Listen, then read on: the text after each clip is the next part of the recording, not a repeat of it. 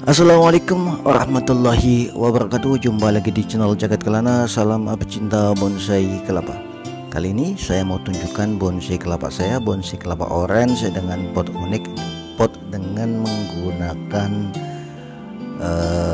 handuk bekas dan semen yang dibentuk sedemikian rupa dengan warna merah dan kuning. Sekaligus saya akan melakukan atau maintenance ringan ya, supaya menjaga daun bonsai kelapa tetap kerdil teman-teman. Jadi kita akan melakukan maintenance ringan untuk bonsai kelapa ini dengan melakukan tindakan-tindakan ringan untuk menjaga daun supaya tetap kerdil. Apabila ada masukan, kritikan, saran, silahkan tulis di kolom komentar.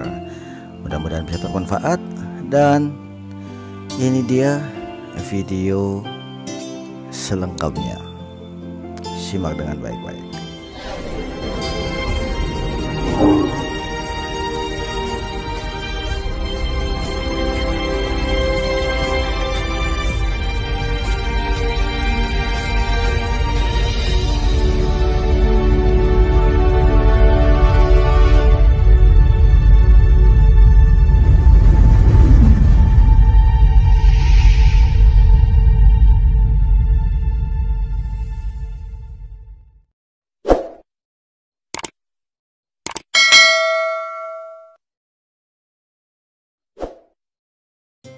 Oke teman-teman, seperti biasanya subscribe bagi yang belum subscribe. Ingat, subscribe itu gratis, dan juga jangan lupa untuk tekan tombol loncengnya bagi yang belum tekan tombol loncengnya supaya tidak ketinggalan dengan video-video saya selanjutnya. Oke, kita kembali lagi fokus ke video ini. Ini dia penampilan bonsai kelapa pasca sayat pelepah teman-teman. Jadi pada saat membentuk atau program daun kecil atau kerdil, saya lakukan proses pemangkasan, dan setelah tumbuh tunas, ada pelepah-pelepah yang sudah tidak ada tunasnya, kita lakukan sayatan-sayatan dan tidak langsung saya potong. Itu bisa langsung kita potong atau mungkin kita biarkan dulu, tidak apa-apa. Dan saatnya kita akan melakukan proses pemotongan sisa-sisa sayatan. Jadi kembali lagi kita akan membahas sayatan-sayatan ini. Kita bisa lakukan sayatan-sayatan kemudian kita langsung potong, atau kita lakukan sayatan-sayatan pelepah yang sudah tidak ada daunnya, kita biarkan sampai layu baru kita potong. Jadi ada kelemahan dan kelebihan proses ini teman-teman. Jadi kali ini saya sengaja biarkan sayatan-sayatan pelepah ini layu untuk mempermudah pemotongan. Jadi setelah kita sayat-sayat, kita biarkan layu dan baru kita potong teman-teman. Jadi kalau kita langsung memotong, khawatirnya itu biasanya tunas bagian dalam itu bisa kena sayat atau kena potong. Jadi kalau dengan sistem ini, setelah sayatan-sayatan telah layu, itu akan mempermudah pemotongan teman-teman. Jadi sayatan-sayatan kita tarik ke bawah, kemudian baru kita potong. Kalau posisi sayatan-sayatan itu lebih tebal, kita lebih hati-hati dengan cara kita tarik, potong dari bagian atau sisi atas. Kalau itu mudah, kita bisa langsung potong dari sisi samping. Jadi tinggal pintar-pintarnya kita bagaimana cara yang paling mudah supaya bonsai kelapa tunas bagian dalamnya itu tetap aman. Jadi itu berdasarkan pengalaman pribadi masing-masing ya. Jadi kita bisa melakukan yang terbaik untuk bonsai kelapa kita. Jadi kalau menurut saya sih kita sengaja kita lakukan sayatan-sayatan, kemudian kita biarkan sayatan-sayatan itu layu, baru kita lakukan pemotongan atau pembersihan teman-teman. Jadi silakan teman-teman pilih cara yang mana, dengan langsung kita potong atau dengan membiarkan layu terlebih dahulu. Setelah selesai, kita akan lakukan proses sayat pelepah untuk membersihkan jaring penutup tunasnya teman-teman. Jadi pelepah yang pertama ini yang ada daunnya kita bersihkan sampai ke bawah. Kita sedikit tunas di bagian dalam, kita sedikit tarik sedikit demi sedikit supaya lebih aman. Kita sayat dari kiri ke kanan supaya tunas bagian dalam kita tariknya itu lebih mudah. Jadi dalam hal ini juga kita menggunakan filling supaya pelepah bagian dalam atau tunas bagian dalam tetap aman, dan sayatan pisaunya itu tidak mengenai daun atau pelepah bagian dalam. Jadi sedikit kita tarik, sedikit melonggarkan, kemudian kita sayat. Kita tarik ke bawah hasil sayatan, baru kemudian kita potong teman-teman. Kalau sekiranya bisa kita tarik langsung potong, bisa kita tarik.